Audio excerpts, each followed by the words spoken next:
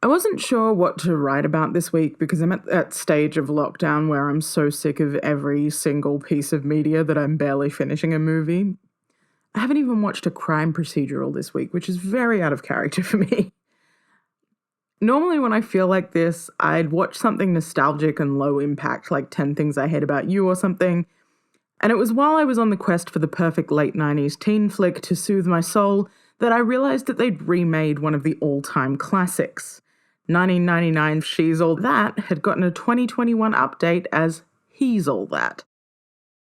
The reviews were, overwhelmingly bad.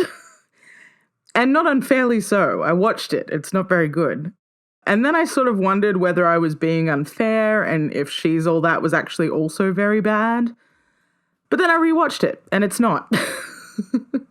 And just like that, I'd finished watching 2 movies, and I had a topic for this week's podcast. Miracles do happen.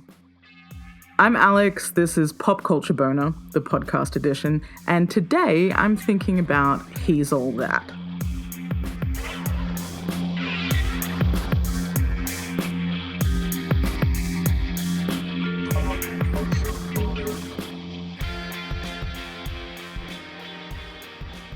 I think I have a tendency to think about the mid to late 90s and maybe the early 2000s as some kind of golden age for the teen flick. Never Been Kissed, Drive Me Crazy, and 10 Things I Hate About You are 3 that come to mind. Plus there were darker ones like Cruel Intentions and Jawbreaker, and sex comedies like American Pie. I'm obviously pretty biased because I was an actual preteen/teen when these films came out, but I don't think it's all nostalgia. They have really distinctive styles of set dressing, world building, and storytelling that teen films today either replicate or give a nod to. So it kind of makes sense, given that it's now been 2 decades since the turn of the century, that we're starting to see some of these late 90s classics be revisited and remade. If you don't have an encyclopedic knowledge of 90s teen films, that's okay. I'm here to refresh your memory. She's All That is a modern adaptation of Pygmalion/My Fair Lady, and it's kind of the quintessential 90s makeover flick. Zach Seiler, played by 90s heartthrob Freddie Prinze Jr., is the most popular guy in school, but then his girlfriend dumps him for a reality TV star while on spring break, which really messes with his credibility. He decides that she's replaceable, but his friend Dean, played by the late great Paul Walker, disagrees and bets him that he can't make over an uggo into a prom queen. Enter Lainey Boggs, played by Rachel Lee Cook, a girl who we're supposed to believe is unlovable because she's a vaguely politically aware art nerd who's of a slightly lower socioeconomic status than her peers.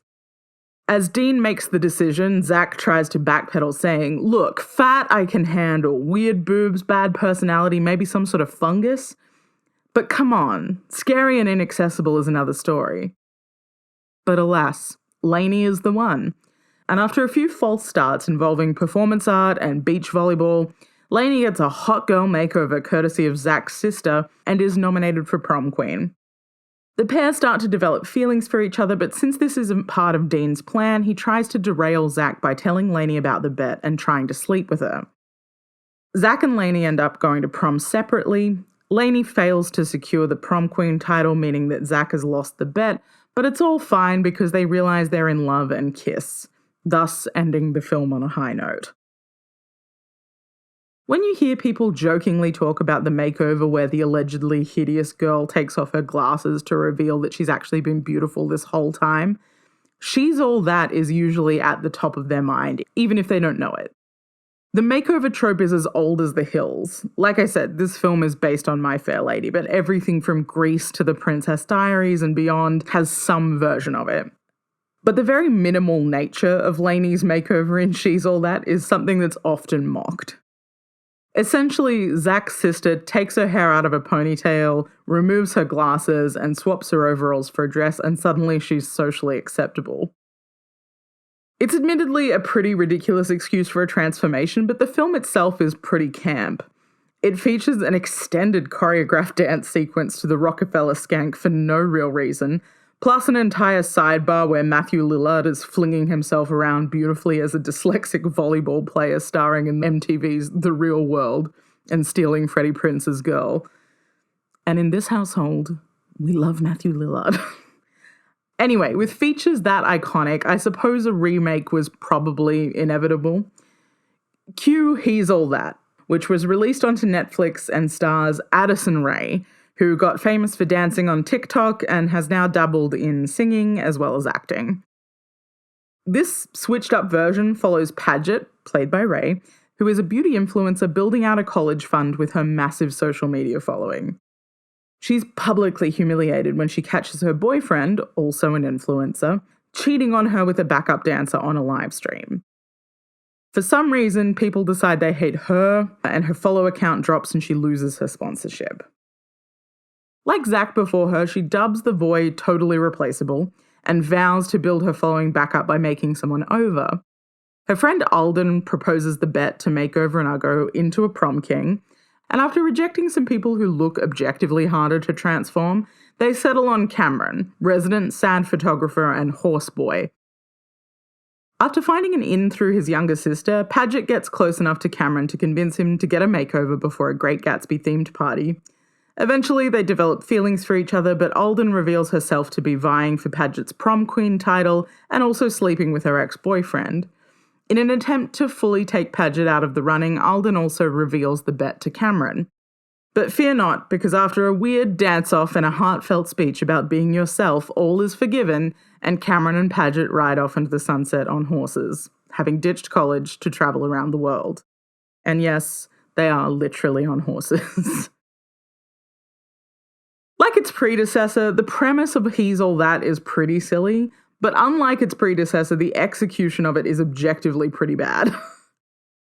And if I wanted to, I could do what most of the internet seems to have done, which is rip it into Chinese shreds and also mount impassioned defenses of the original. But I think what I actually was thinking about while I was watching this 21st century reinvention of the wheel was things that they've chosen to change in this update. The desire to swap the gender dynamics, the desire to shoehorn in technology as a key dynamic into the power play, the fact that the whole film seems to be geared towards TikTok content and consumption, while also weirdly trying to tug on the nostalgia strings for people in my age bracket. It's a pretty odd combination all over, so I thought we could take a look at some of those things in more detail, and if we're agreeing that the execution of these updates is bad here, think about what an improved execution of He's All That might look like. Let's get into it, shall we? The best place to start is at the top with the biggest update, the gender swap. Our disgruntled misanthrope and their popular counterparts switch it up so we have 6 weeks to make a prom king instead. A revelation, sort of. Not really. I think that when we think about makeovers in 90s teen movies, because of the overwhelming popularity of a couple of specific classics, we do tend to think about a difficult girl being transformed into something lovable, usually so that she can fit the romantic interests of a male lead. I'm thinking about films like 10 Things I Hate About You, and obviously She's All That fits the bill too. However, I would argue that this difficult girl to dateable woman version of events was also solidified as being common in the audience's mind by the 2001 spoof Not Another Teen Movie, which lifted the plot of She's All That verbatim, while also pulling in references to everything from John Hughes to American Pie to Varsity Blues and beyond. I think the weird internal logic is, for something to be worthy of such broad stroke parody, it must be the most common version of the thing. Except that actually the most common version of the trope is women leading the charge on makeovers, whether it's for men, like in Drive Me Crazy, or for other women, like in Clueless, for themselves, like in Never Been Kissed, or everyone, as part of some Machiavellian working that no high school student could realistically ever come up with. Like Cruel Intentions.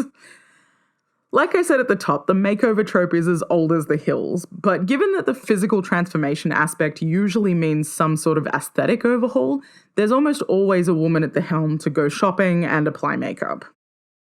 Which begs the question, what's the actual point of the gender swap in He's All That? I'm not overly cynical about reproducing nostalgia pieces led by women. I think I'm one of about 3 people that actually enjoyed the all-girl reboot of Ghostbusters. But I do think that the better moments of those films usually come when they acknowledge the change and how that would actually make things different. Not to go off on an action movie tangent, as is my wont, but one of my favorite trends that I've seen in film recently has been the change in fight choreography to reflect the size and shape of the lead actresses. It's all well and good for your Ronda Rousey types to bash their way through a crowd, but I'm not going to believe some English waif just doing her first blockbuster can roundhouse kick a villain through a wall, no effort. I do believe, however, that she'd try and smash his head in with a toaster. It doesn't have to be a complete conceptual overhaul, is what I'm saying. Sometimes it's just 5 seconds taken to reinforce your right hook with a heavy household object. He's All That doesn't have the metaphorical toaster right hook. Cameron's just expected to want the makeover because Padgett is a self-professed makeover queen and she says he needs one. He doesn't even put up a fight when she cuts his hair, which, having seen the impassioned defences of unwashed shoulder-length mops that teen boys will mount if ever challenged, is maybe the most unrealistic part of the film for me. Either way, the swap feels completely pointless, which only serves to underscore the fact that Netflix seems to have hijacked a cheap IP to use as a vehicle for Addison Rae. Netflix has got to grab the TikTok teen market somehow, and it might as well be with the platform's 3rd most followed creator. On a related side note, which I promise is leading on to another point, one of the other things that's really funny to me about the makeover is that one of the ways they develop Cameron's character is by giving him band shirts to wear under his flannels. Nothing says teen rebel like a Stooges t-shirt under a flannel, right? But for some reason, in one scene, he's wearing a Gigi Allen shirt. Gigi Allen, famously remembered as the most revolting man in punk rock.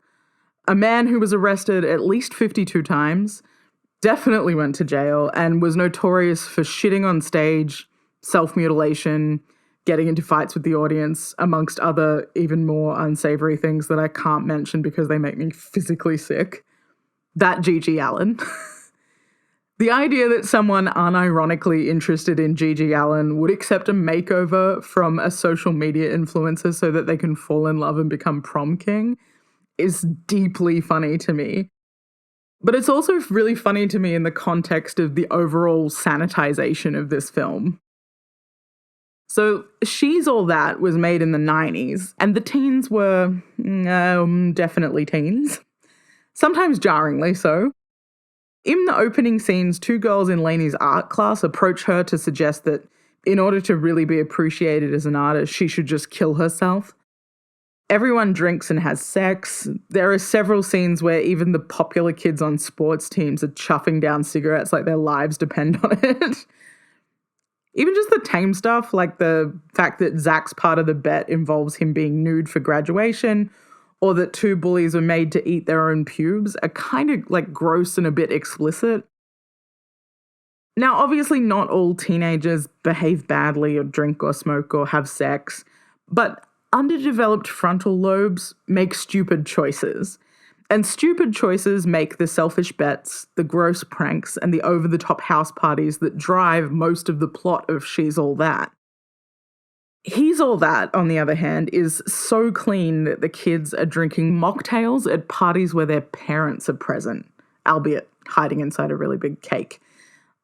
The one guy that they reference as selling weed is quickly swept to the side with, he's probably selling them kale chips. And then, as if to double down on that, he actually eats a kale chip out of the baggie. I can understand the impulse to sanitize some of the excesses of 90s teen flicks. Times change, people want more considered portrayals of sex and drugs, even in comedic endeavours, but He's All That is so keen to try and avoid any and all potential bad teen behaviours that when the film's one single fuck drops, I jumped because it felt so out of place.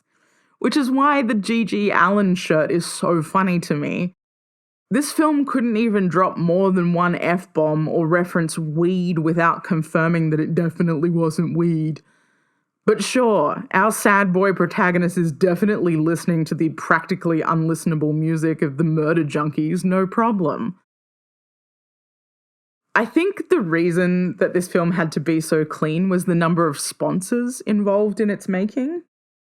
Now, the product placement in the film was excruciatingly obvious.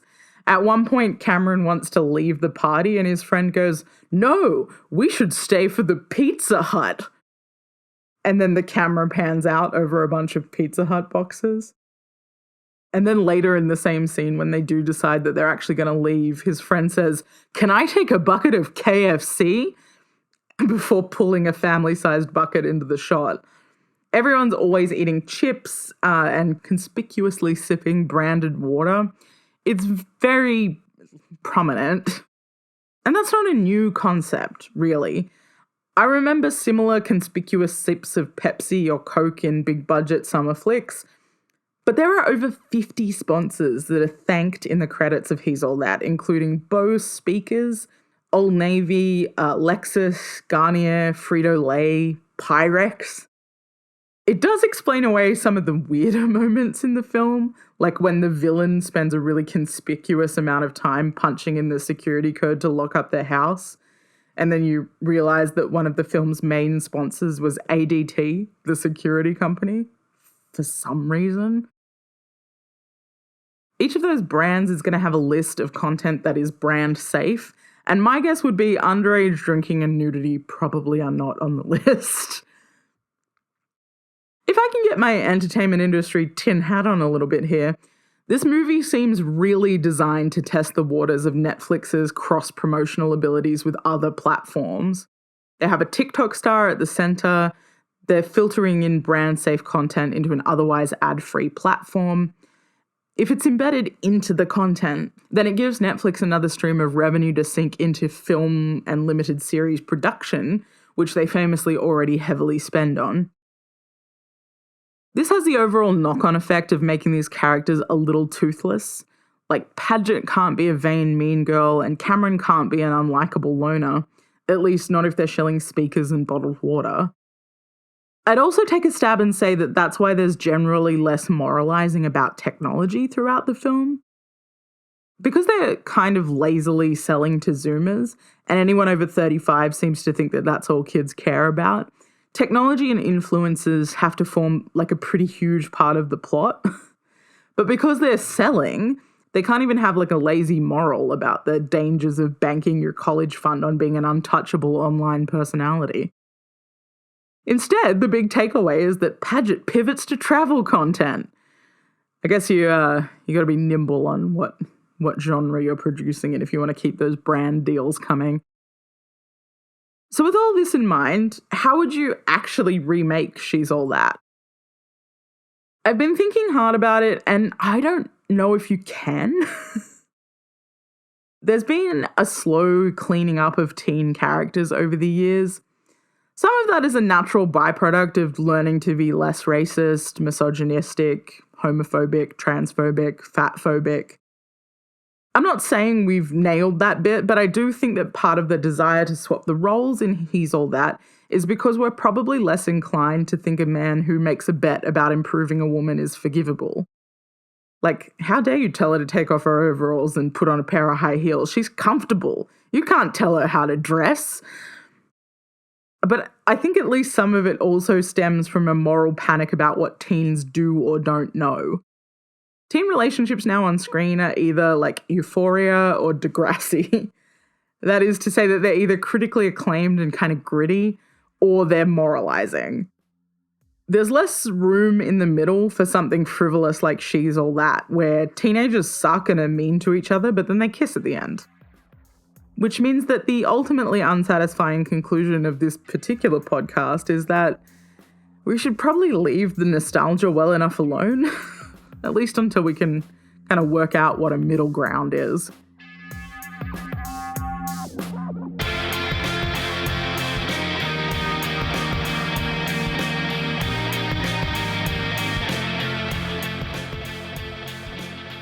So there you have it. I watched He's All That, so you don't have to. If you take anything from this podcast, it's that 1999 was a hell of a year for teen classics. We've got 10 Things I Hate About You, Never Been Kissed, Cruel Intentions, Drive Me Crazy, Varsity Blues, Jawbreaker, The Virgin Suicides, American Pie, American Beauty, and She's All That all came out in 1999. I know I'm like genre hopping a little bit, but wow, what a year. The golden age of cinema. Anyway, if you're up for a movie marathon, you should talk to me about it next time you see me at the pub. Peace.